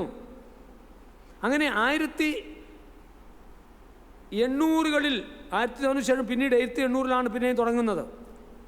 ഇന്ത്യ മൊത്തം പ്രിൻറ്റിംഗ് പ്രസ് കൊണ്ടുവരികയാണ്. ആരാ ഇവിടെ ഇപ്പോൾ പ്രിൻറ്റിംഗ് പ്രസ് കൊണ്ടുവന്നത്?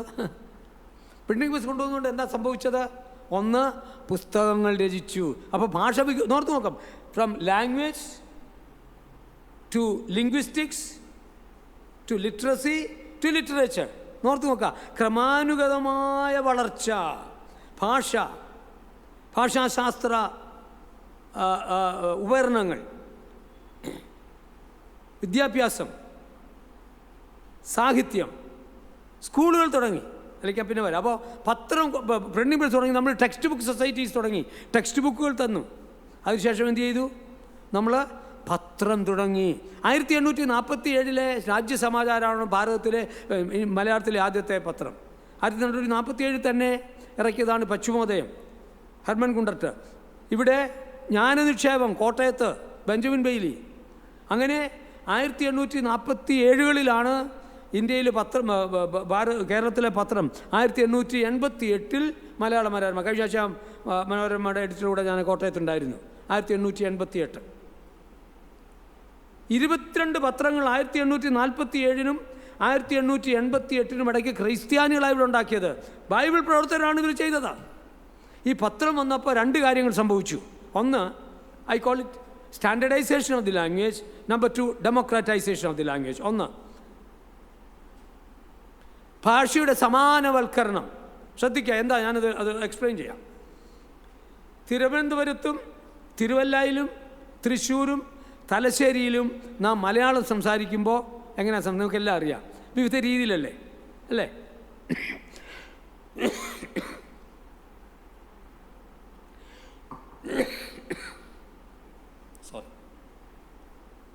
എന്നാൽ മലയാളം മനോരമയോ മാധ്യമമോ മംഗളമോ മാതൃഭൂമിയോ നാം വായിച്ചാൽ എല്ലായിടത്തും ഒരുപോലെ അല്ലയോ?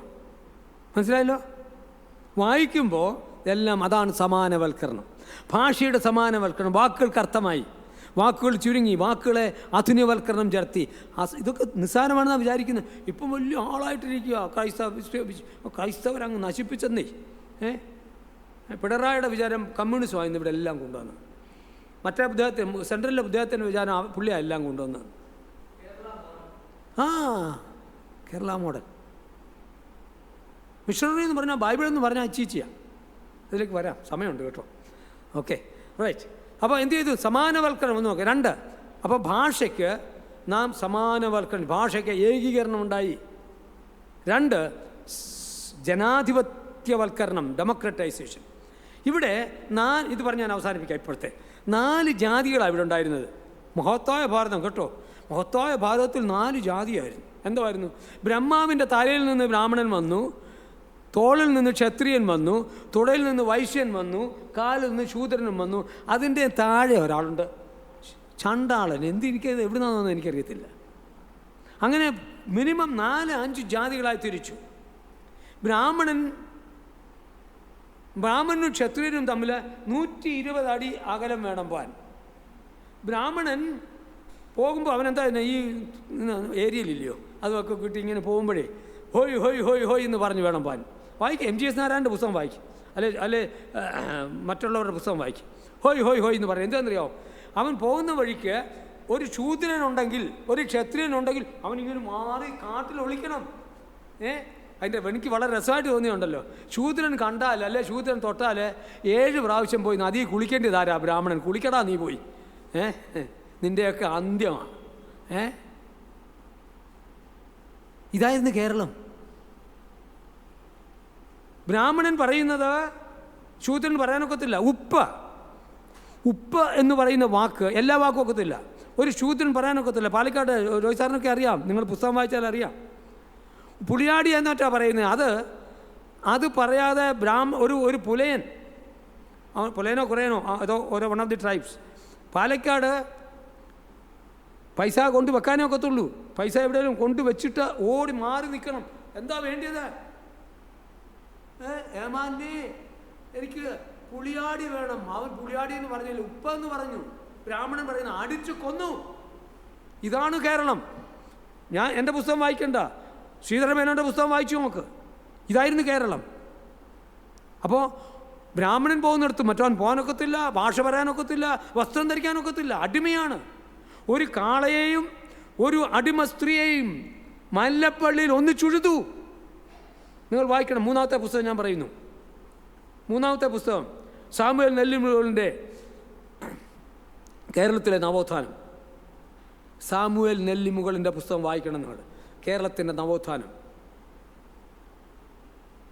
ഇതാ ചരിത്രം. ഇതാണോ നമ്മുടെ ചരിത്രം? 4 തട്ടായിട്ട് തിരിച്ച് അടിമത്തം. ആശയപരമായി മാത്രമല്ല, മതപരമായി മാത്രമല്ല, ഭൗതികമായത് മാത്രമല്ല, മനുഷ്യനെ മൃഗത്തേക്കാൾ അടിമകളാക്കിയായിരുന്നു ഭാരതവും കേരളവും ഭരിച്ചിരുന്നത്. ഇതാ നമ്മുടെ സംസ്കാരം. ഇന്നും അവിടെയാ. കഴിഞ്ഞ മാസം ഒരു ശൂദ്രൻ ഉത്തർപ്രദേശത്ത് അവൻ്റെ കല്യാണത്തിന് കുതിരയെ കയറി അവനെ അടിച്ചു കൊന്നു. ഇതാണ് ഭാരതം ഇന്ന്. മോദിയുടെ ഭാരതം ഇതാ. ജാതി വ്യവസ്ഥ. ഇതാരാ മാറ്റിയത്? നമ്മൾ വേണ്ടടാ, പത്രം അങ്ങോട്ട് ഇറക്കി, ഇനി വായിക്കടാ. നമ്മൾ സ്കൂൾ തുടങ്ങി, കോളേജ് തുടങ്ങി, വിദ്യാഭ്യാസ സ്ഥാപനങ്ങൾ തുടങ്ങി, അവനെ അഭ്യസിപ്പിച്ചു. We enlightened and empowered. ശാക്തീകരിച്ചു, സ്ത്രീകളെ ശാക്തീകരിച്ചു. സ്ത്രീകൾക്ക് മാറുമറയ്ക്കാൻ അവകാശമില്ലായിരുന്നു പ്രിയപ്പെട്ടവരെ. കോണകം എടുത്തോണ്ട് നടന്നവനൊക്കെ ഇന്ന് കുർത്തായിടുന്നു. കാരണം ഇതാ. ഞാൻ വളരെ ആവേശഭരിതനാണ്.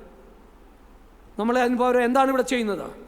ഇത് കൊണ്ടുവന്ന് നമ്മളെ ഇന്ന് ചുട്ടരിക്കുകയാണ് ഭാരതം. കിരാത ഭരണം ഇന്ന് ഇന്ത്യയിൽ. We have become A ബാർബറസ് nation. ബാർബറസ് nation. എന്നാൽ ഇതിലേക്ക് ഞാൻ കരുതുന്നുണ്ട്, ഇത് നമുക്ക് അവകാശമുണ്ട് എന്തും പറയാൻ. ഇതിനെതിരായിട്ട് നാം ഒന്നും പറയുന്നില്ല. അപ്പോൾ ഭാഷകൾ നാം വികസിപ്പിച്ചു. Language, literature, literacy to literature. ഇതിൻ്റെ പിന്നിൽ ക്രൈസ്തവ മിഷണറിമാരാണ്. ഇന്ന് നാം എന്തായിരിക്കുന്നു? ഞാൻ സാധാരണ പറയാറില്ല, എൻ്റെ യൂട്യൂബിൽ നിങ്ങൾ ഒത്തിരി കണ്ടു കാണും. ഇതൊരു റെപ്പറ്റീഷനാകാം, ക്ഷമിക്കണം. കഴിഞ്ഞ 25 വർഷമായിട്ട് എൻ്റെ ഭാര്യ പറഞ്ഞു മനുഷ്യനും മടുത്ത് കാണും. 25 വർഷമായിട്ട് ഇതാ പറയുന്നത് അല്ലേ? എൻ്റെ രക്തം തിളയ്ക്കുകയാണ്. ഈ ഭാരതത്തെ ഭാരതമാക്കി. കടമറ്റ രാമകൃഷ്ണൻ എൻ്റെ അയൽക്കാരനാണ്, കവി. അദ്ദേഹം എഴുതി, കുറത്തി എന്ന് പറഞ്ഞതിൽ എഴുതിയിട്ടുണ്ട്, നിങ്ങളെങ്ങനെ നിങ്ങളായെന്ന് ഓർത്തുകൊള്ളുവീൻ. എനിക്കിന്ന് ഇവിടുത്തെ അധികാരികളോട് പറയാനുള്ളത്, ഇന്നത്തെ വലിയ സാമുദായിക നേതാക്കന്മാരോട്, സാംസ്കാരിക നേതാക്കന്മാരോട് പറയാനുള്ളത്, നിങ്ങളെങ്ങനെ നിങ്ങളായെന്ന് ഓർക്കണം. നിങ്ങളെ നിങ്ങളാക്കിയത് യേശുക്രിസ്തുവിൻ്റെ സുവിശേഷമാണ്, യേശുക്രിസ്തുവിൻ്റെ പുസ്തകമാണ്, ദൈവത്തിൻ്റെ പുസ്തകമായ ബൈബിളാണ്, ബൈബിൾ പ്രവർത്തകനാണ്. നന്ദി വേണ്ട, നിന്ദിക്കരുത്, ഞങ്ങളെ കൊല്ലരുത്, ഞങ്ങളെ കത്തിക്കരുത്. ഇത് ദുഷ്ടതയാണ്. ദിസ് ഈസ് ഈവിൾ, പൈശാചികമാണ്. ഞങ്ങളിതിന് അർഹരല്ല. ഞങ്ങൾക്കൊരു നന്ദിയും വേണ്ട. ഞങ്ങളെ കൊല്ലരുത്. കൊല്ലാലും ഞങ്ങൾ ജീവിക്കും. ഇന്ന് അതേക്ക് വരുന്നുണ്ട്, ജയിലുകളിൽ നിന്ന് കിടക്കുകയാണ്. എന്നാൽ you can kill the gospel workers, but the gospel is unstoppable. സുവിശേഷകന്മാരെ നിങ്ങൾക്ക് കൊല്ലാം, സുവിശേഷം ഒരിക്കലും തുടച്ചു മാറ്റാൻ കഴിയില്ല. നമുക്ക് തുടരാം. Are we not excited? നമുക്ക് അഭിമാനം കൊള്ളണം. ക്രൈസ്തവൻ എന്ന് പറഞ്ഞാൽ, ബൈബിൾ പ്രവർത്തകൻ എന്ന് പറഞ്ഞാൽ അഭിമാനത്തോടെ നിൽക്കണം. ക്രൂശിൻ്റെ സാക്ഷികളായിട്ട് നമുക്ക് തുടരാം.